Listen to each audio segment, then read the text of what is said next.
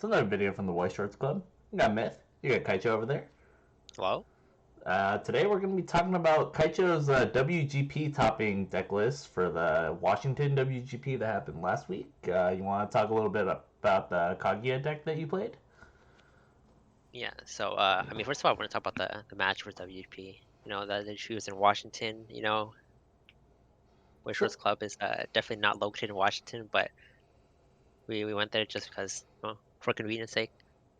That was For a online tournament as well, so nothing too crazy in terms of like going to venues or anything. Yep, nice, just simple home tournament. I didn't really expect to win this tournament, but it is what it is. Look, Uh, had to get sacrificed to the altar round two for Kaichou to make it, but it's all G. He made it. yeah, we'll talk about more of that, when we talk about matchups. But starting with the matchups, round one I play against They Become God. That matchup was a little sus because they were playing Two Soul Door. As you know, Two Soul is a good climax in the early game. But fortunately, my opponent swung twice for 3 turns in a row, and then swung once on his last turn, and he died. So there's no Two Soul action going on there. He didn't really get a chance to set up very many of his events. I'm guessing he probably just got like maybe one or two at best. Yeah. So like he masked 1 turn for a combo, played Two Soul, and then played another combo, but Two Soul, and I was like, okay, so 2 lanes, all good. I was able to set up my standby board, which is pretty good. Spoilers for my deck list, but Kaguya does play standby. Set my standby board, so I was able to just keep advantage from there. Swing three is better than swing two, so that match was pretty free. I was already at a level ahead in damage, so my opponent couldn't really catch up there with swing two characters. Yeah. And then moving on to round two, we got the 6 scrim matchup. Oh Played yeah. against played against Myth over here. We just had to sacrifice each other. It was Yeah, nothing too crazy. Got to play the Sword Art deck, Mother's Desire technology against him. It was a matchup that we pretty much practiced like all the time leading up to yeah, this. yeah. Nothing Before the crazy matchup, we were talking happened. about how the pair down was gonna happen, right? Because Oh yeah. yeah, it was a little unfortunate. I was talking about, imagine getting paired down, then I got paired down. Funniest Which is part a was little that he got unfortunate. paired down into me, so it was like just a double whack. Yeah. So we just had a quick scrim session in the middle of the tournament. He got to loosen Yep. up a lot, and then he got to take a little bit of vengeance for me in the end there. But yeah, Yeah. Nothing special there, just pretty standard stuff. Round three, played against Princon. They were playing Bar Pants. I think it's pretty standard build. That game was just, I think, pretty normal. My opponent just didn't cancel, so pretty unfortunate. Opponent playing bar combo, but sometimes they just didn't slam the bar when I was out, like some climaxes, so never punished. Yeah, rip. that game was just mostly damage raised. My 1/1s lived, my 2/2s lived, so I was just swinging for threes or eating threes, and I was just canceling. Pretty good game overall. Yeah. And then, yeah, move on to final round. This is when I actually started playing with shorts in the whole tournament. Yeah, play against Mushoku, 8 standby. Deck's pretty scary though, but uh, low zero was pretty hard to play, but because they opened like double Armin runner, and then I had like a K bomb, or not a K bomb, a Kaguya bomb, a running bomb, uh, and the K, so it was hard to like get a clean cut, but at least we traded in, and then K was able to run the next turn. My opponent misplayed that game, or not misplayed, but like he forgot a mill on his combo for cigarettes. They're Oh, kind of when he mandatory. played the level one Eris to. Yeah, that cigarettes is mandatory, but he didn't mill, so that was a little unfortunate. We didn't really catch it until like after, but not milling there, he lost some hand advantage. Like, yeah. Also at level one, what was really weird was there was a 2/2 or like 2/2/2s in waiting, but then he decided to play a standby, just standby to 1/1, and I was like, something's happening here. Huh. And then Kind of a proceeds the weird next one. turn. used the 1-1 combo, but he didn't combo because he forgot to. So yeah, that game was a little sus. Mid game was a little hard because my standby targets are only 7-5, 6-5, versus his like 8-5s because the 2-2 gives global 1k. It also doesn't help that because he was just matching your standby with standby targets of his own, so the Hayasaka didn't get the full level value of. Yeah, so playing 1-1 was good 1-1, so we had to just raw power. Good thing my 1-1s have Encore. You know, Encore is pretty good. His doesn't, so if you kill them, they're just gone forever. Or they have to pay 3, and sometimes they don't have resources to pay 3. That was just more of a damage game. It was like one of the closer games out of the 3. And yeah, I basically just survived off of hand Encore. And then having to remove using Kaichou. Yeah, to get it finished. Yeah, a lot of the games I actually never played Kaguya. I just won from like level 2. First 3 rounds, and then last round I played an early play Kaicho, but you know, am I really level 3 at that point if I'm already playing it? Are you early level 3 if you're just playing standby, kick W? Yeah, standing out TD Kaguya for Icy Tail, you know, power matters. Icy Tail does matter in that matchup. That matchup, the Icy Tail actually like noted clean, which I was like sweating because like I milled too clean. There's like still like 3 or 4 in the deck, but somehow he just ate like 7 off the top and he died. So, you know, Climax in the middle of the deck, by the way. Always in the middle, but The middle of the deck.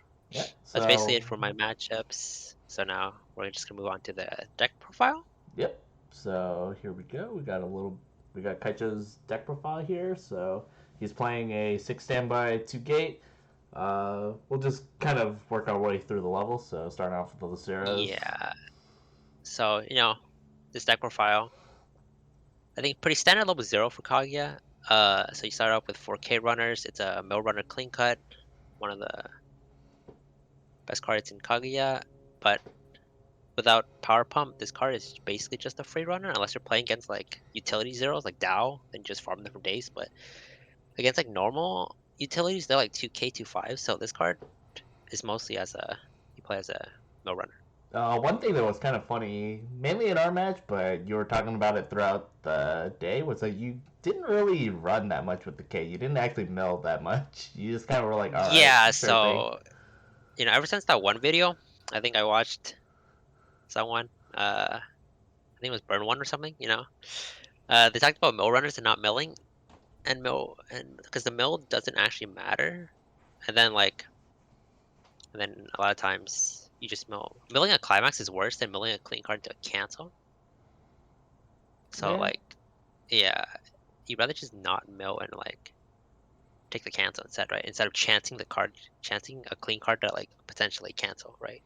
but also considering that the card that you mill doesn't really do anything unless you actually have the standby on demand. Yeah, you But have to mill like specific cards for it to be good, right? You mill like a standby target to make it good. So if you're not milling any of those, then like you're milling a 0, then it actually doesn't matter. yeah, Yeah, unless you're clean, you know, like you clean you always mill, but that's besides the point.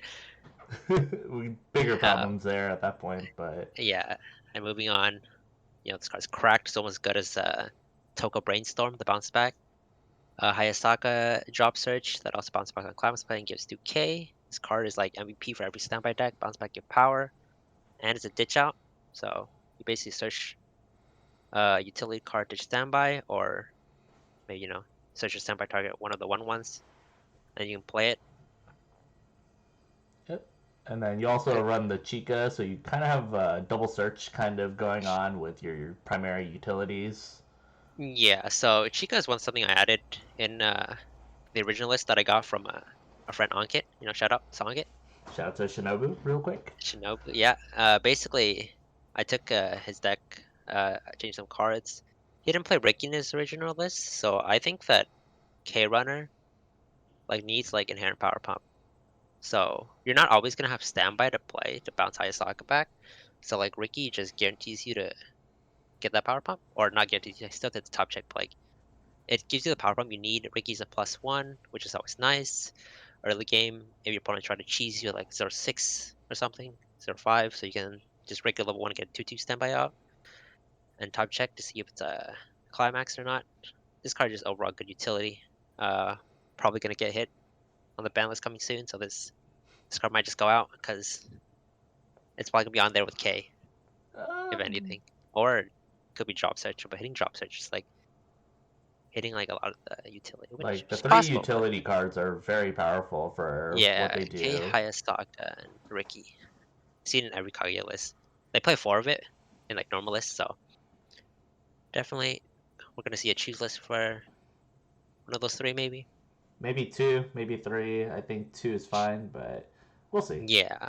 Moving on, we have the Kaguya-0. This card's free runner, and it's also low 0 bomb, which is a good plus 0 overall, which helps you get rid of big targets that if you don't have power pump, you can just use this.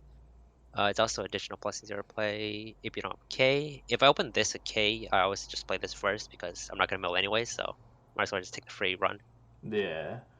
Yeah, and then it also keeps or makes your opponents make tough decisions if they want to like crash into the bomb to like deny my plus or and deny their own plus.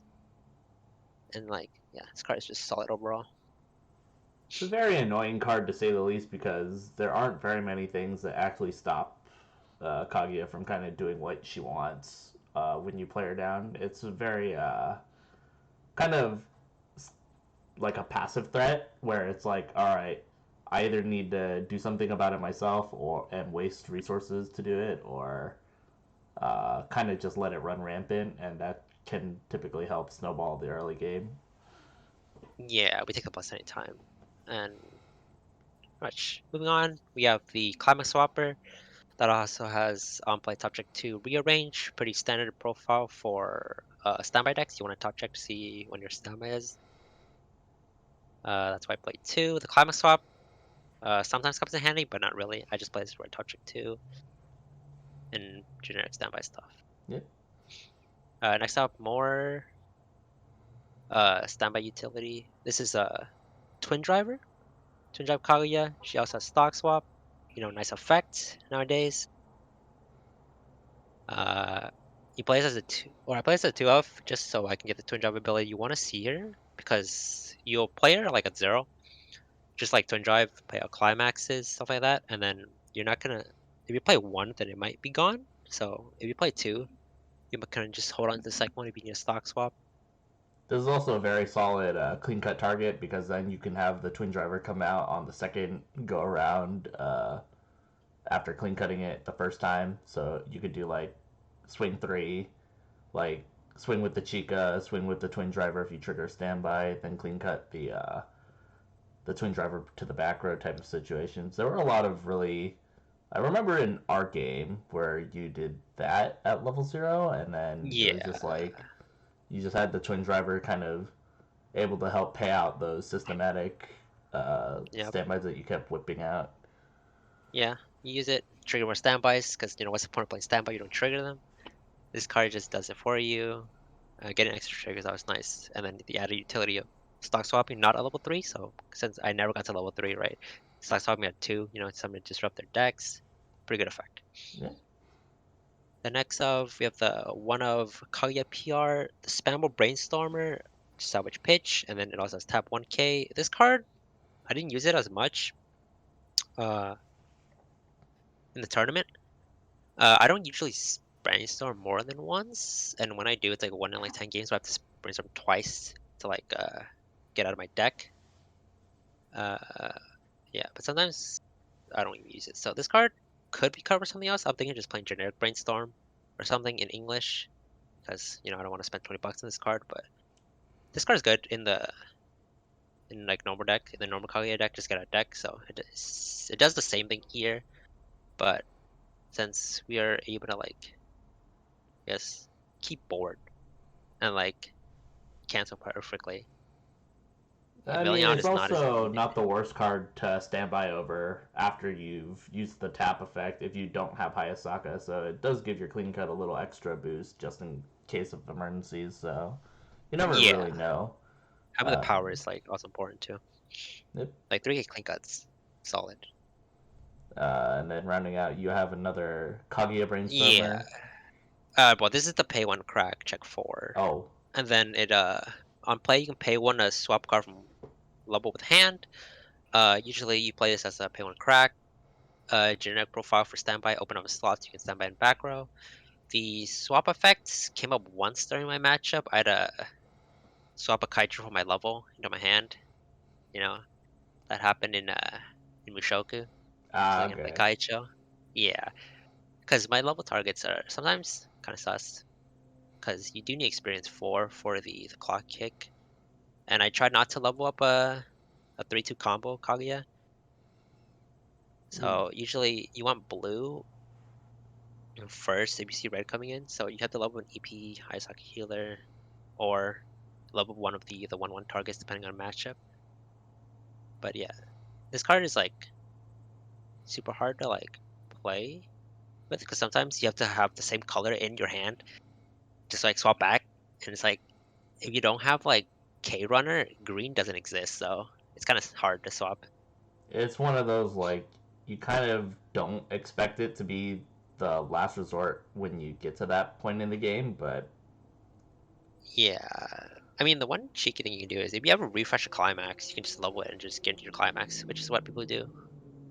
yeah, it's very I mean, the fact that you play it as a one of means that you're not going out of your way to get it, but because you also have the Hayasaka to drop search for it if you do need it, it usually isn't the worst thing to like have kind of mental note of compared to other potential utility cards, I'd imagine. Yeah, and it just gives you more mill, which is nice because sometimes you don't have the spam or brainstorm. Yeah. That rounds Um, out. Moving on to our level ones. Level ones here is pretty standard stuff. I play 6 standby targets. I play 3 Kaguya, 1/1 Kaguya, which is 7/5. You have 2 more others, and then she has Ankar built on pretty standard card. The Hayasaka is you have 2 more others. She gains 2k, so 6/5, and she can't be reversed by cost 0.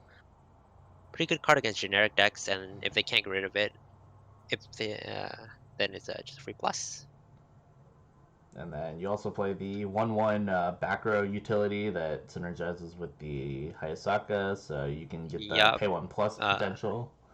yeah. So one Kaguya is also a level assist. She has pay one. You can resonate the drop search to check 3 added character. This card is basically sitting back row. Every turn you just try to get a plus. If you need it, you maybe need to pay a climax. Use it a mill. Card is overall just solid. I'm thinking about playing an extra card with this card, like cutting like Spammer Brainstorm was a slot I thought about putting into here because I wanted to see this card just because of level assess. Because in standby matchups, you want to be like your 8k to their 7/5, which matters. And then like in normal matchups, like if your Hayasaka is 7k, that like ties with normal combo sometimes. Like that would also matter because then they would have to side your card if they don't want to crash in. Or otherwise, if they're 7, they can just front and do more damage. Typically in your 4 games, do you ever find yourself leaning towards one of the two 1/1s? I know that during our match you lean towards the Hayasaka more, but that's mainly Yeah, because so you know about that it's deck information where I don't play cost ones usually, but yeah. Decks nowadays don't usually play like 1/1s unless they're playing standby. So against like they become god, I know they're not gonna play anything until level 2. So I just try to search for the 1/1. Basically, in WGP, people are gonna be playing like quote unquote meta decks or like the deck list is like known because everyone plays it. So it's pretty easy to choose between which standby target you're playing, and a lot of times it's just the 1/1 Hayasaka.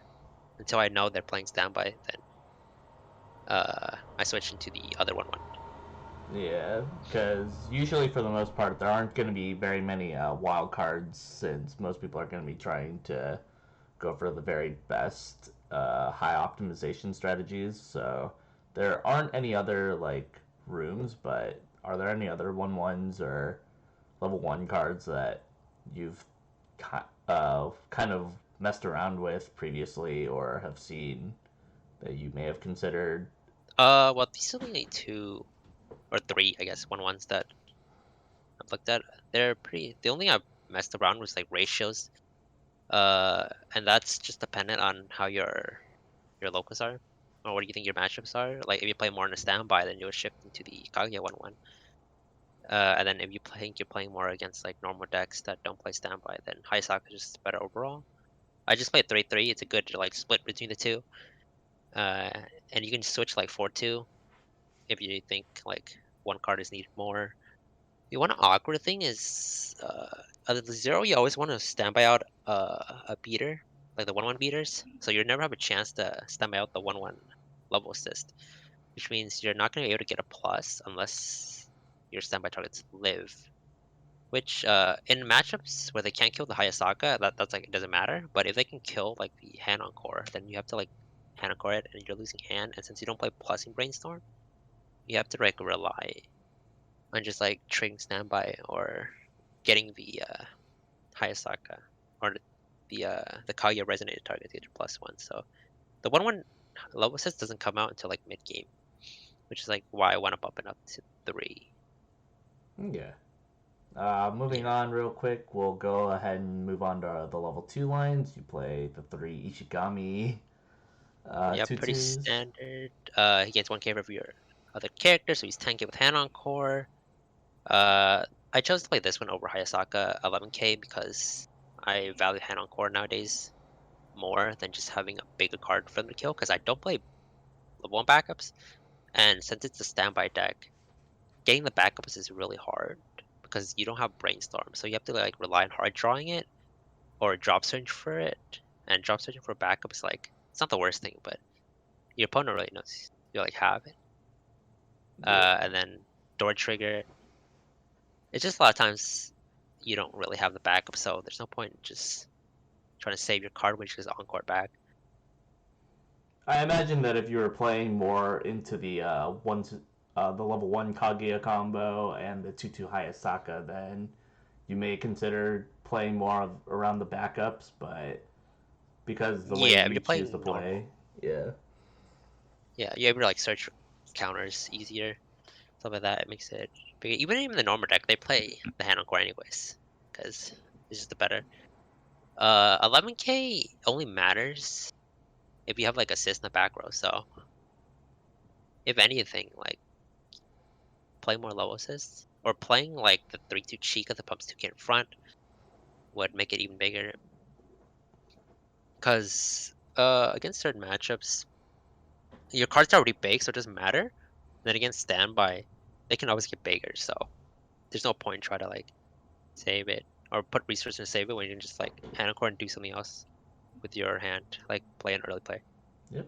And then to round out your level 2s, you play 4 utility pieces. We see the Yeah, Chica. this 2-2 Chica is I've seen Japanese lists play it. I don't believe in this card, but it's just there as an additional standby target. It's against 4k with two more others, so it's just base 10k. So you don't have to have like full board to have 10k. Then it has like the effect of on play. You can pitch a card, both players free fresh.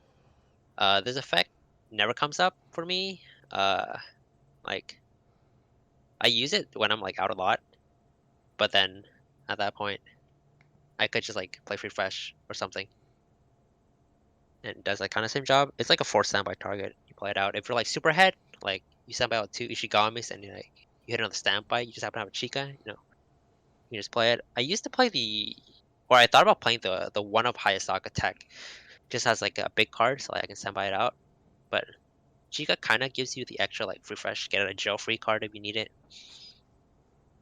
It also doesn't help that because you're a little bit pinched on yellow anyway, so you're not actually kind of going out of your way to find yellow in your clock, so it makes it all that much harder to fully utilize Chica, but it's there for like the one out of like 20 games where it actually Yeah, happens. in the normal deck you play for Ricky, so that's your yellow. Yeah. This deck not really enough yellow. Okay, moving on. We have 3-2-1s. So this 2-1 Kaguya has cracked. In your climax space, you can resonate with the drop searcher, gain 6k. So she's gonna be 12-5. And then if she kills a level 2 or higher, you can blind stock one. This card is basically your simple one stock out to any standby targets that you can't kill, just any early play, or any card in general, honestly. Like, you can use this card. It's a one stock, cheap, efficient, and she refunds herself. Pretty good card. And then I play two backups. People would just play generic two refresh counters. I split the refresh counter. I played a 1-3-5 counter and one refresh. The 3-5 actually never came up, which is unfortunate, but I still believe in 3-5 counters. It's just hard to get it in the standby deck because you're playing 6 standby and you never see it. So I never counted in my games, which is like the funny part. So I was just playing counters for no reason. Do you ever do you imagine like if there were a matchup that you were more like afraid of, where you think the 3-5 counter might have seen a little more play, or do you think it was just like if uh, it happens type of situations for yourself? yeah. So I never actively search for counters. Uh, like I grab counters as like a last resort, right? So if I brainstorm with spam one hit two, I'll get like a playable and then I grab counter, like as like a backup plan. If I trigger door, I don't usually grab counter. I try to grab like a 3-2, like Kaguya early, like healer to play instead. Like unless I like triple trigger, then you grab the counter. But yeah, I don't think for this deck specifically, because I play Encore, right hand Encore, so Yeah. I don't play for that counters matchup. But Main reason counters are why I nice. ask is more so because in a situation where you are confident in not needing to counter, if those two slots would move to other things, or do you think you would still be willing to keep them as emergency pieces? Like, I just want to kind of get an idea of where you think the two Yeah. counters kind of end up. If anything, I would cut a 3-5 because the 3-5 doesn't. Honestly, would I cut a 3-5? Maybe I just cut the free fresh, in my honest opinion, because free fresh like 9 out of 10 times doesn't do anything, and then you rather just have the 1K extra just defend a card instead. Because this deck, like, you don't generate too much stock. You have like 6 stock, 7 stock, and then like if you free fresh, you're gonna like 3 or 4. It's like kind of sus sometimes, but yeah, you could like cut one of the counters. People just play two, just so you can see it, because you are playing standby. So it's for consistency, but maybe you can't cut a one counter. Yeah. All right. But moving on to your level threes, you play a pretty standard or balance of toolbox pieces. You got your three Kaguya combos, your Hayasakas, two Kaichus, and then two Icy Tails. So just kind of give us your thought on what you're thinking of if you ever actually hit level three, basically. Yeah, so usually one of the highest soccer are on level. The the Kaichou might be in level, but I got unlucky. Kaguya, I tried not to put in level because obviously it's combo. But even if you do, you can always access it with the 0-0 Kaguya that level swaps to hand. Ideally, you would always just want to door a combo to your hand if you see it. Standby, when you trigger standby, I try to just summon the icy tail first. If I trigger the standby, unless because I want to have it in front row so it gets power.